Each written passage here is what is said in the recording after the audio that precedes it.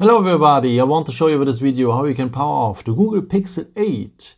I think you have realized it already. If you're long pressing here the power button, you wake up the Google Assistant bit. But how to power off the phone? For that you will need next to the power button also the volume up button.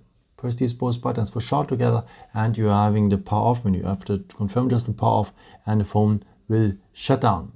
There's a second way to power off the phone. For that, just scroll down here, scroll down a second time, and then you have here also the power off menu. No? Just tap on the power off symbol, and then you have the power off menu. Just confirm on power off, and the phone will turn off. But there's a way to set up the power button here as a real power button. Let me show you how this works. So just scroll down here, scroll down a second time, then you have here the symbol for the settings. Then you need to scroll down to the point System. Here it is. Tap now on Gestures, and the last point here is press and hold power button. But here you can choose what should happen if you press and hold the power button.